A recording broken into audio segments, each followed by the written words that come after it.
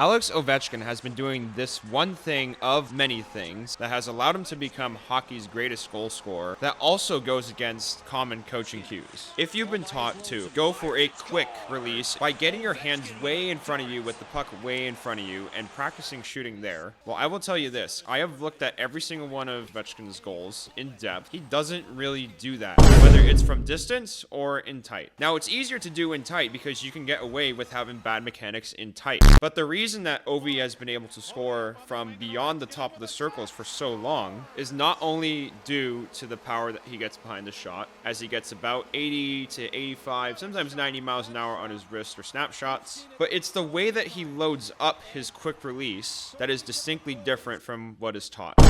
Ovi will actually disguise the load of his release, making it not only a quick release as far as getting the puck off, but also the power that comes off of it. This means that you can marry the two concepts of quick release and power behind your shots, because the greatest goal scorer in hockey history has done exactly that and continues to do exactly that. To specifically disguise the load of your release, you would first of all need a high cadence, but second of all would need the mechanics to even get there. You don't need a wider range of mechanics, regardless of what move you take. Every single time before you take your shot, you want to get wide.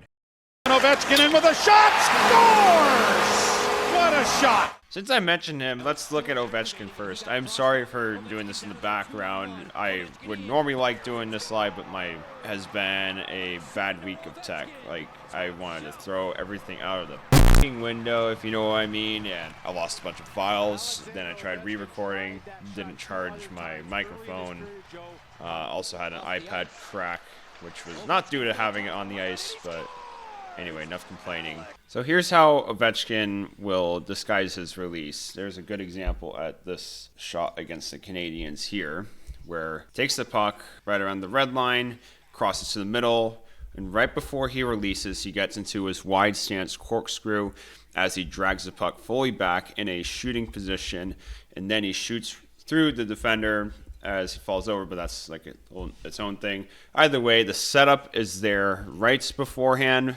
Bunch of crosses to the middle as he's driving wide. Immediately before he shoots, he gets into that wide position. Now, in all of his left wing drive wides, which I have pointed out as a specific pattern for him, especially early on in his career, but he has done it periodically ever since, with him having about 7.6% of his goals, like his total amount of goals to this point. He doesn't always shoot through defenders' screens like this, but the pattern is there where he will cross to the middle, get a little bit wide if you're shooting off of his blade side foot.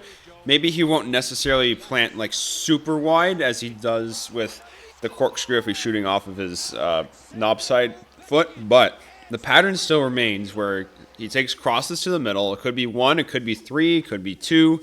Then he gets into either that stutter or that wide stance. And then he has the option to shoot the puck or to dangle or to pass. And even though it's looking like he's going to shoot the entire time, which is the whole point of this, the load of the release is disguised. If you take his goal against Marty Turco at home, for example, he starts on his inside edge and he stutters to the outside to evade the defender, because if he shot it there, it would have hit the defender. But that little stutter step, even though it looks like he's bringing him very far over to adjust the angle, it actually doesn't change it by a significant amount of feet. It's probably only 6 feet, and that's all you need. But as soon as he stutters back to his right foot, he gets into the same exact loaded position that he's in before he made that initial move, which means he could have shot at this point or he could have shot at this point. Obviously, he decided to shoot at this point. And again, this means that he's like disguised his release. It's fully cocked and loaded. Like it's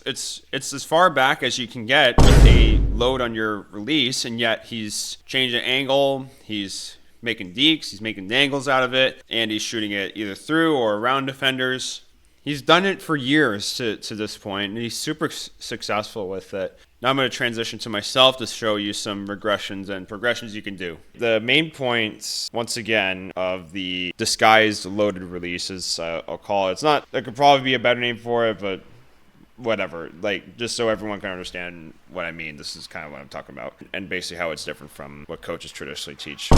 You have to have your hands right in front of you, and then clearly, as we saw with Ovi, it doesn't do that. Once again, basically your setup is you drive in, you get wide right before you shoot. You always want a wide stance to precede your shot, no matter where you're coming from along the ice. Because you're in a wide stance and you have the option to go left or right with soft drag, anchor, stutter step, maybe you tend to punch step as well can work, outside edge roll even. If you have the mechanics to go left or right to adjust your angle without anybody noticing, then you'll be able to deceive and disguise your release point, which is the main point behind all of this. So I have a few in here that have some soft drags. I have a few in here that have some anchors. I put one example in of a punch step. Like, there's many, many different ways. And even like honestly, even the Austin Matthews and Bedard changing angle release and the Caulfield soft drag to shot, they all apply to this as well, where you're disguising the load of your release. And I think the Caulfield one actually shows it very well in depth. And the main point of this is that you basically are in a position to shoot with that wide corkscrew to begin with.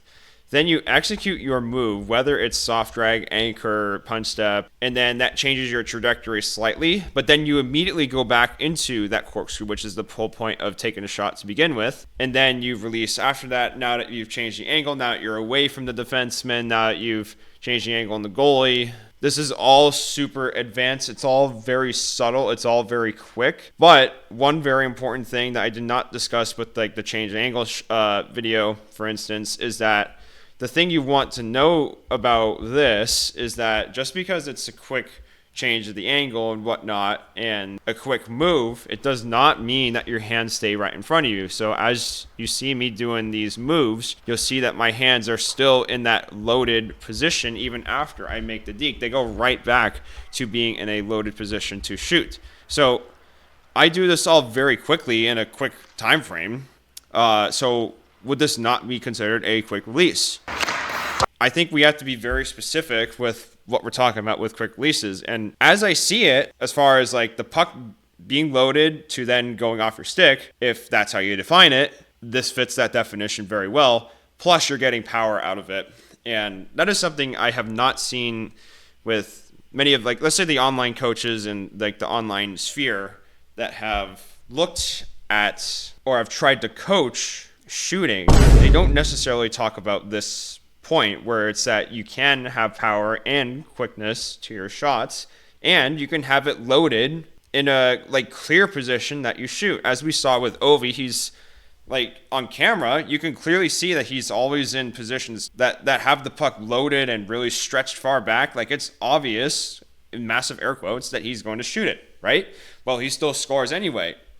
Why is that? That's exactly what we just went through right here. I hope that made sense for y'all. Please let me know if you have any questions, and check out the additional HockeyX resources in the description at the end of this video right here. Thanks for watching today's Hockey Hacks. If you enjoyed the video, make sure to share it with someone who you think could benefit from this. Also check out the Standard School, which is the link below, which details out every standard from skating, shooting, stick handling, strength, speed, etc., and then player-specific standards like what McDavid can do, McKinnon, etc., giving you the direction you need for your hockey training. We also have A2G for hockey. On the A2G app, you can get half off your first month by clicking the link in the description. And if you would like to apply for one-on-one coaching with me directly, which would be the best alternative to seeing me in person, you can do that as well. If you would like to see me in person for hockey training, I currently work out of HKY House in Waterford, Michigan. And if you would like in-person gym training or shooting training, I have a place for that in Westland, Michigan. Thanks again for watching, and please let me know if you have any questions.